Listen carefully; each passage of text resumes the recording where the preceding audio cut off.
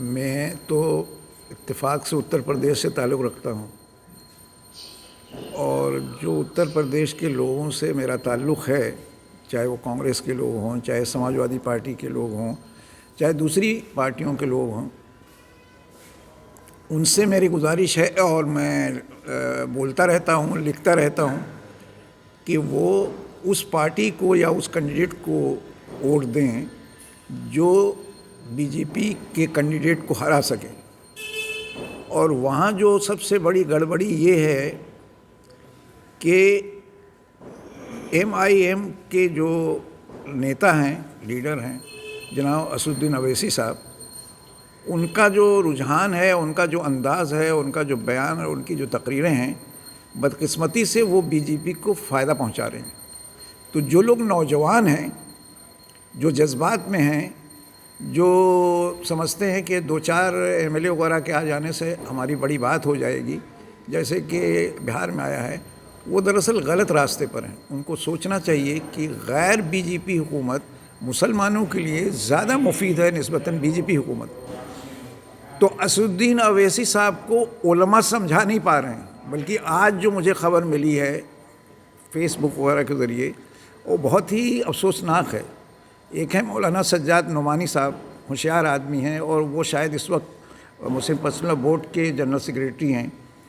उन्होंने एक बयान में कहा है कि असदुद्दीन अवैसी साहब उलमा से मिलें, हमसे मिलें, और अगर असदुद्दीन अवैसी साहब नहीं मिलते हैं तो मैं उनसे मिलना चाहता हूँ। तो मेरा अपना ख्याल है अगर उलमा भी असदुद्दीन अवैसी साहब की तायीद कर रहे हैं, फ़िरका वाराना पॉलिटिक्स या सियासत को हवा दे रहे हैं, तो ये ख़ुदकुशी है मेरे अपने ख्याल से। असदुद्दीन ओवैसी जोड़ करने के तैयार है, कांग्रेस और बीजेपी के अलावा किसी भी साथ के जाने से उन्होंने राज़ी है, लेकिन वो लोग तो नहीं ले रहे उनको। नहीं, मसला ये है कि असदुद्दीन अवैसी साहब जो तकरीर करते हैं वो किसी भी पार्टी में रहेंगे तो उस पार्टी का भी नुकसान है, उनका तो नुकसान है। मसलन वो कहते हैं, वो बहुत दिन से कह रहे हैं कि मुझे 100 सीटों पे लड़ना है और मैं बेदखल कर दूंगा, डिथ्रोन करूंगा योगी को। उसी बात को हमने उनको एक ख़त लिखा, मज़मून लिखा कि आप ये कहिए कि मैं 100 सीटों से लड़ूंगा और जीतने की कोशिश करूंगा वगैरह वगैरह। लेकिन जब आप योगी का नाम लेते हैं तो योगी को चैलेंज करते हैं और फिर योगी आपको जवाब देते हैं और अब्बा जान वगैरह की बात करते हैं, तो उससे ये पता चलता है कि आप योगी को फ़ायदा पहुंचाना चाहते हैं।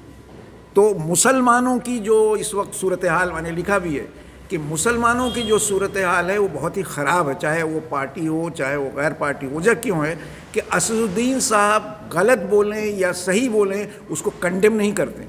मसलन अकबरुद्दीन ने बहुत गलत बोला था, मसलन महाराष्ट्र के बैठे हुए मालूम है वारिस पठान ने बहुत गलत बोला था, उसको कंडेम नहीं किया गया।